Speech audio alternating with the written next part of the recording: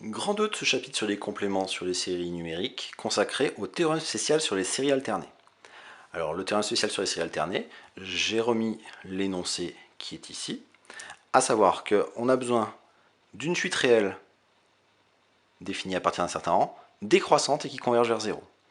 Et donc le théorème spécial sur les séries alternées affirme que la série des moins 1 puissance n à n est convergente, qu'à partir du rang n0-1, le reste de la série alternée est du même signe que le premier terme qui apparaît, c'est-à-dire moins 1 puissance grand n plus 1, et que à partir du premier terme où il est défini, la valeur absolue du reste est majorée par la valeur absolue du premier terme qui apparaît dans la somme. Alors le moins 1 puissance n, il s'en va, et la valeur absolue du premier terme qui apparaît dans la somme, c'est a indice grand n plus 1.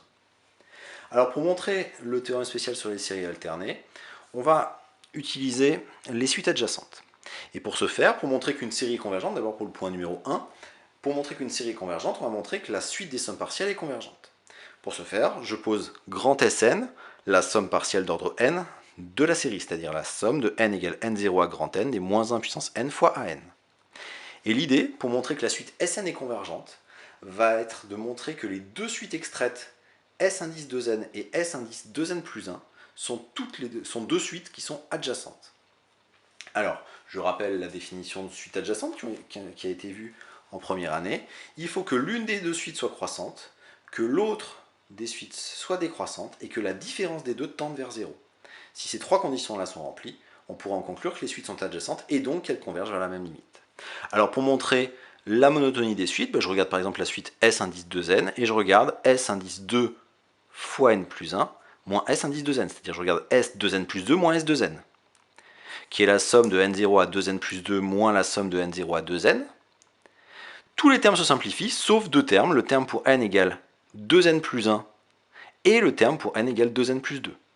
Donc il me reste, quand je calcule pour tout n, alors c'est pour tout n plus grand que la partie entière de n0 sur 2, ce point est un peu technique, mais peu importe. C'est pour tout grand n tel que cette quantité-là ait un sens. En fait, comme la suite Sn est définie seulement pour grand n plus grand que n0, pour que S indice 2n soit défini, il faut que 2n soit plus grand que n0, donc il faut que n soit plus grand que la partie entière de n0 sur 2. Toujours est-il que S2n plus 2 moins S2n, ça fait moins 1 puissance 2n plus 1, c'est-à-dire moins 1 fois A indice 2n plus 1, plus moins 1 puissance 2n plus 2, ce qui fait 1, puisque 2n plus 2 est pair, fois A indice 2n plus 1. Et donc il reste A2n plus 2 moins A2n plus 1, qui est négatif, puisque la suite AN a été supposée comme étant décroissante. Et donc S2n plus 2 moins S2n étant négatif, on en déduit que la suite S indice 2n est décroissante. Je procède de la même manière pour la suite S2n plus 1, la suite extraite S indice 2n plus 1. Alors attention que dans la suite S indice 2n et S indice 2n plus 1, il ne s'agit pas de ne prendre que les termes pairs ou les termes impairs dans la somme. Il s'agit de prendre tous les termes jusqu'à un rang pair ou jusqu'à un rang impair. Donc quand je calcule S indice 2 n plus 1 plus 1 moins S indice 2n plus 1, de la même manière que précédemment, j'ai tous les termes de la somme qui apparaissent jusqu'au rang 2n plus 3, moins tous les termes qui apparaissent jusqu'au rang 2n plus 1. Et finalement, tout s'en va, sauf le terme pour 2n plus 2 et 2n plus 3. Donc il reste moins 1 une puissance paire, fois 1 indice 2n plus 2, plus moins 1 une puissance impaire, fois 1 indice 2n plus 3. J'obtiens donc A indice 2n plus 2 moins A indice 2n plus 3. Et comme, encore une fois, la suite AN est décroissante, le A indice 2n plus 3 est plus petit que le A indice 2n plus 2, donc cette quantité-là est positive, et donc la suite S indice 2n plus 1 est croissante. Troisième et dernier point à vérifier pour avoir des suites adjacentes, voir que la différence tend vers 0. Je calcule pour cela S2n moins S2n plus 1. Là encore, j'ai tous les termes jusqu'au rang 2n moins tous les termes jusqu'au rang 2n plus 1. Tout s'en va, sauf le terme pour le rang 2n plus 1 avec un moins devant, donc j'ai un moins 1 puissance 2n plus 1 fois A indice 2n plus 1, moins 1 une puissance impaire, donc les moins s'en vont, j'obtiens A indice 2n plus 1. Or, on a supposé en plus que de la décroissance de la suite que AN tendait vers 0. Et donc j'ai vérifié que ces deux suites sont adjacentes.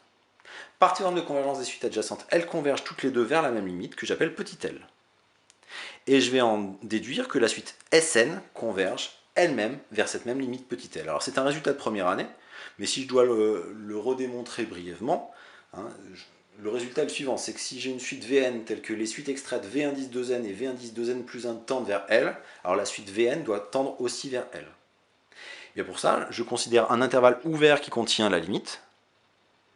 Et bien je prétends que, comme S2n tend vers L, cet intervalle ouvert par définition d'une limite, cet intervalle ouvert I contient tous les termes de la suite S2n sauf un nombre fini. Autrement dit, il contient tous les termes de rang pair de Sn, sauf éventuellement un nombre fini, puisque S2n tend vers L. De même, I contient tous les termes de rang impair de la suite, sauf éventuellement un nombre fini. Et finalement, mon intervalle ouvert qui contient la limite contient tous les termes de la suite, sauf éventuellement un nombre fini, ce qui est exactement la définition de Sn tend vers L. Ainsi, j'ai bien démontré que la suite S grand N tend vers L, autrement dit que la série des moins 1 puissance n à n converge. D'autre part, comme j'ai une suite qui décroît, la suite des S indices 2n, et la suite S2n plus 1 qui croît, un autre résultat sur les suites adjacentes permet de justifier que la limite, elle est toujours coincée entre le terme de rang impair, c'est-à-dire le terme de la suite qui croît, et le terme de rang pair, celui qui décroît. Donc j'obtiens que pour tout n, L est entre S2n plus 1 et S2n. Et c'est cette inégalité qui va me permettre de démontrer les points 2 et 3 du théorème spécial sur les séries alternées. Pourquoi? Parce que si je prends un n qui est pair, le reste Rn, donc qui vaut R indice 2m, il vaut finalement la limite moins S indice 2m, puisque par définition du reste d'une série, la somme partielle plus le reste vaut la somme de la série qui vaut L. Or, la limite est plus petite que S2m, puisqu'on a dit que L était toujours entre S2m plus 1 en dessous et S2m au-dessus, donc ça c'est négatif, ce qui signifie que Rn va être négatif, donc qui est la même chose que, qui est de même signe que moins 1 puissance n plus 1, parce que j'ai supposé que n était pair. Et si n est impair, Rn c'est R2m plus 1 qui vaut L moins S2m plus 1, qui est positif, qui est bien du même signe que moins 1 puissance n plus 1. Donc dans tous les cas, Rn est du même signe que moins 1 puissance n plus 1. Et pareil, pour essayer d'obtenir une majoration de la valeur absolue de Rn par An plus 1, je calcule An plus 1 moins le module de Rn. Si n est pair, ça me fait A indice 2m plus 1 moins R indice moins la valeur absolue de R indice 2m, sauf que R indice 2m, quand n était pair, on a dit que Rn était négatif, donc moins la valeur absolue, ça fait un plus, ce qui fait 1 indice 2m plus 1 plus la somme partielle. Sauf que ce terme-là, le 1 indice 2m plus 1, il vient exactement compenser le premier terme de la somme. Puisque le premier terme, c'est le terme pour n égale 2m plus 1, qui fait moins 1 puissance 2m plus 1 fois 1 indice 2m plus 1. 2m plus 1 étant impair, ça fait moins a indice 2m plus 1. Ce qui veut dire que ce a indice 2m plus 1 plus la somme, il fait simplement la somme de n égale 2m plus 2 à plus l'infini des moins 1 puissance n à n, c'est-à-dire le reste d'ordre 2m plus 1.